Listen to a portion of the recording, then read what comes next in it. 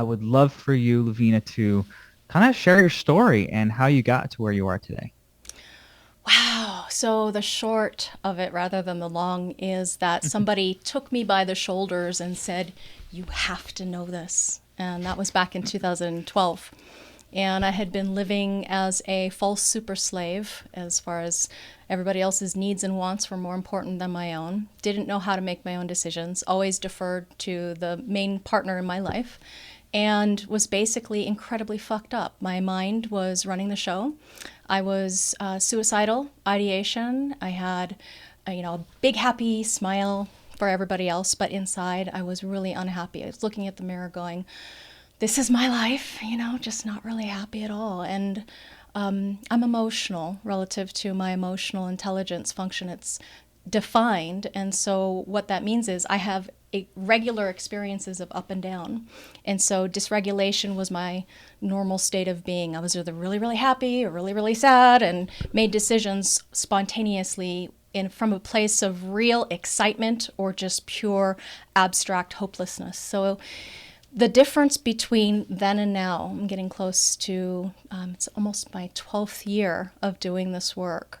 Wow. And the difference is, rather than emotionally volatile and making decisions that are completely coming from a place of resentment or bitterness or, false imagination, I can now wait for the correct recognition, formal invitation, and then the emotional clarity feels to me like I am okay with anything that's going to happen. So Mm. my design is like so different from yours relative to it being defined in places where, it's about patience and waiting. And for yours, it's like this spontaneous, I can go, relatively speaking. So usually what we find is that in human design, most people are trusting what they cannot trust whatsoever.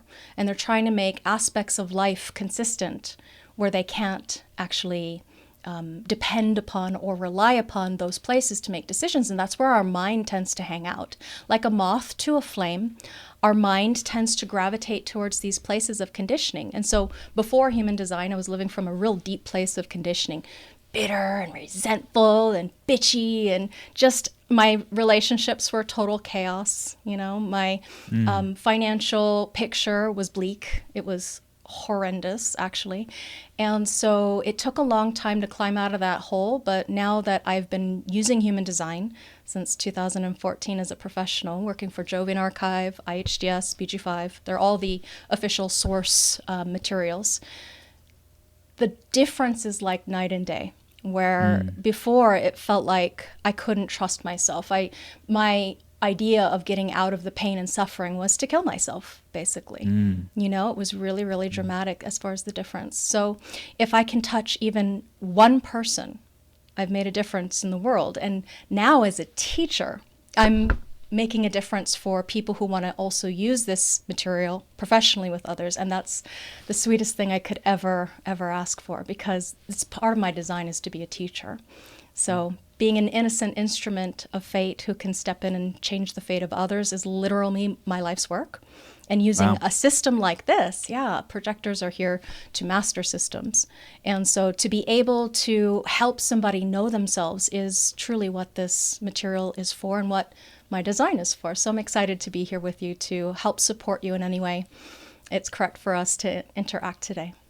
Amazing. Thank Yeah. you for that. Really cool story. Mm-hmm. Glad that you were able to find that, or the person that was like, you have to learn this. Sometimes we need that in our lives Yeah. is, you know what, this is what you're doing. That's the end of it. Mm-hmm. So Mm-hmm. good to know, and glad that you have come across this. You're very well versed in the system as well as your Mm-hmm. credentials show and just Mm-hmm. how you present yourself.